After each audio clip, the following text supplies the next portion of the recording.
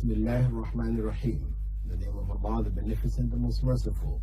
I'd like to welcome you, dear viewers, to another in our series, In the Light of Islam. Assalamu alaikum wa rahmatullahi wa barakatuh. May Allah's peace and blessing be on each and every one of you. In this segment of our program, we have a letter faxed in from Abu Dhabi. It states, for the kind attention of Dr. Bilal Phillips, dear sir, the Sharia subject is Sharia rules on marriage solemnized under Muslim law.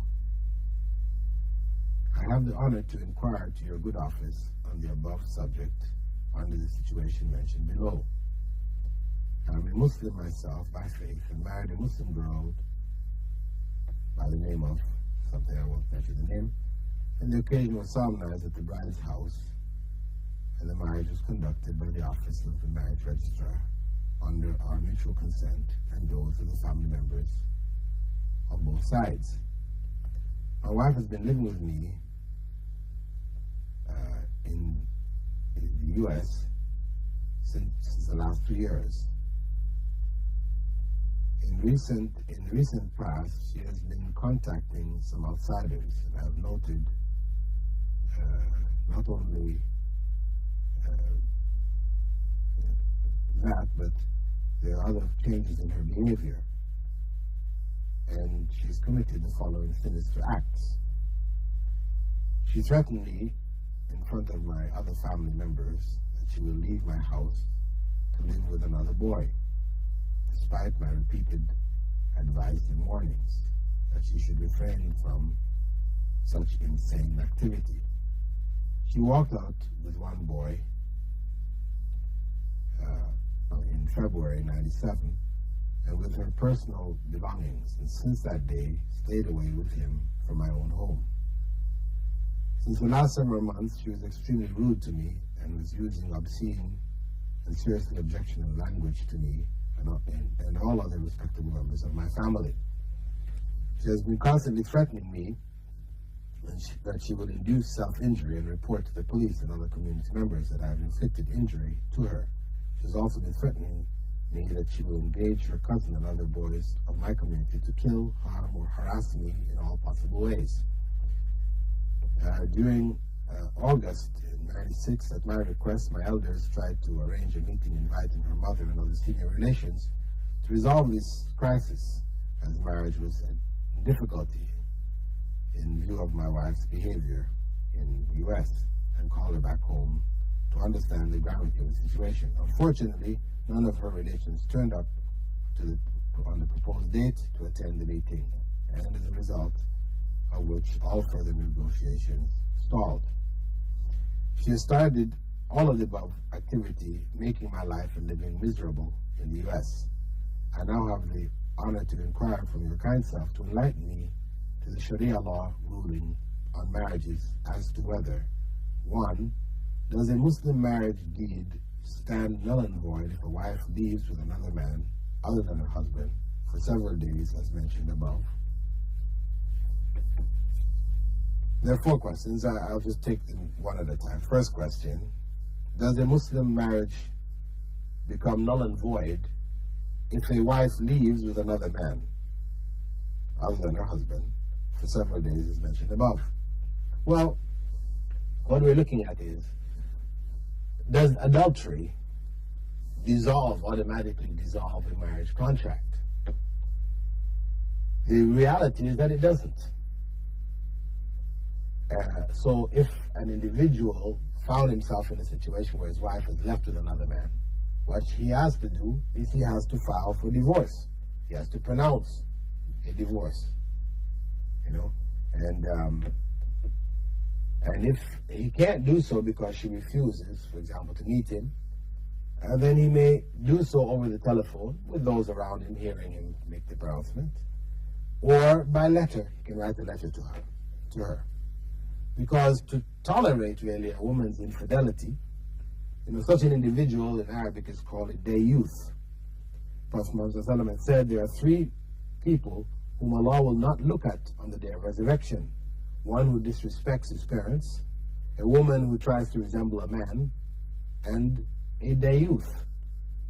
This hadith is authentic. So he has to show his disapproval by divorcing this woman, and that is, what is required of him. The marriage, as I said, does not become automatically dissolved simply because of her act of what we could say is adultery here. The second question: is the husband obliged to give the unfaithful wife shelter if the wife constantly threatens to harm, kill, harass him by taking help of intruders, as noted above? The wife who leaves the husband's home is called nashiz, or nashiza, according to Islamic law. She loses her right to maintenance by her husband. And that is the case if it is as you mentioned it. Of course, threatening her husband's life is far greater crime, than the issue of loss of maintenance. The point is that if she leaves the home, she's not entitled to maintenance.